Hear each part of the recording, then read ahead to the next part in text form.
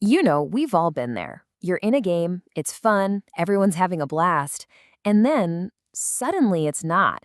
An argument kicks off, and just like that, all the energy drains out of the room.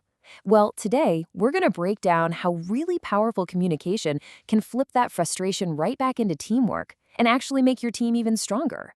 So picture this. You're right in the thick of it. The score is super close. You are in the zone, right? The energy is just electric, and every single move matters. Everyone is locked in, working together. It's awesome. And then, boom, somebody argues about a call. Was it in or out? Was that foul? And instantly, that amazing atmosphere just vanishes. The fun totally drains away, and all that's left is tension and frustration. Yeah, that whole shift from having a great time to being totally frustrated, it's incredibly common. It happens when everyone's really passionate, but our ability to talk it out when we're under pressure well, it breaks down. But here's the good news. This doesn't have to be the end of the game. Conflict is actually pretty normal. The real game changer is communication. Seriously, it's the one tool that can pull everyone back together and get you on the same team again. So why is communication the big secret? Well, to really get it, we need to look at what makes any team, whether it's on a sports field, at work, or just playing in the park, actually work. At the very heart of any team activity is this one thing: cooperation. You can think of it like the engine that makes the whole thing go. Without it, you don't have a team, you've just got a bunch of people standing around. And what's cooperation built on? Trust. It's that simple. You can't really work well with people you don't trust. But that trust, it doesn't just show up out of nowhere. Nope. It gets built, one conversation at a time, through clear and respectful communication. And here's where the magic really happens. When that communication is flowing, the whole game just feels fair. The vibe feels safe, and it makes everyone, especially folks who might be a little shy, feel like they can jump in. It creates a space where everybody feels like they belong. Okay, so we know communication is absolutely crucial, but what does it actually look like when things get heated? Let's stock up our toolkit with 4 really simple but powerful strategies that anybody can use. First up, and this one might be the most important of all, is active listening. Now, this is not just about being quiet while you wait for your turn to talk. It's about giving someone your complete attention, making them feel genuinely heard and respected. So, if 2 people disagree on a call, the first step is just to hit pause.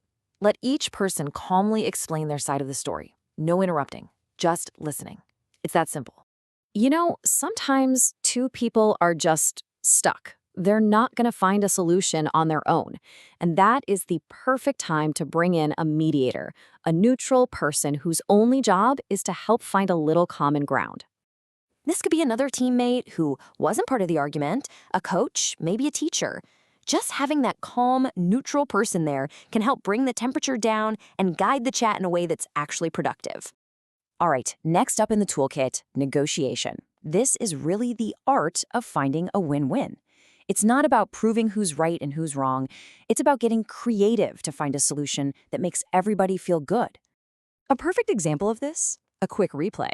Can't agree if the ball was in or out? Just do it over. It's fair, it's fast, and it shows you respect both points of view. And our final tool is compromise. This is what you use when that perfect win-win solution just isn't there. The goal here is to find a fair middle ground so you can stop arguing and, get back to playing the game. A coin flip is a classic compromise, right? It's a totally neutral way to make a decision and just move on. And what's really important here is that keeping the game going becomes more important than winning the argument. Now, it's really easy to think that using these tools is just the job of the team captain or the boss. But in a really great team, everyone has a role to play in keeping that communication strong. Take a look at this. See how these roles really work together? It's a partnership. Leaders are the ones who set the tone. They make sure things are respectful. They encourage teamwork. And then the followers reinforce that great tone by cooperating and helping to keep things moving. Each side supports the other. And this is so important to remember. Leadership is not about having a title. You can be a leader in any given moment just by choosing to be the person who stays calm, who's kind, who's patient, the person who helps solve the problem instead of making it bigger. So when things start getting tense, what can you do right in that moment? Well, Think of it in 3 quick steps. First, just focus on understanding. Talk about the problem calmly and really listen to the other person's side. Second, find a solution. Be assertive, which just means being clear and respectful, not aggressive. And hey, offer a quick apology if you need to. And finally, move forward together. Make sure everyone's on board before you start playing again. Okay, so when we start putting all these little pieces together, what we see is that good communication, it does way more than just put out fires. It actually builds something much bigger and honestly much better. It's proactive. I mean, think about it. It's calling out plays like pass to the left, or warning a teammate, watch your back, or even just offering some encouragement like, nice try, we'll get it next time. This constant flow of positive communication makes the whole game smoother, safer, and just way more fun for everyone. So I want to leave you with a question to think about. The next time you find yourself in one of those tense group situations, what's one small thing you could do differently to help your team communicate just a little bit better? At the end of the day, remember this. The goal isn't to create a team that never argues, because let's be real, that's impossible. The real goal is to build a team that isn't afraid of a little disagreement, a team that has the tools to handle it well. Because a conflict, when you handle it with respect, isn't something that breaks you. It's actually an opportunity to build a stronger, more resilient team.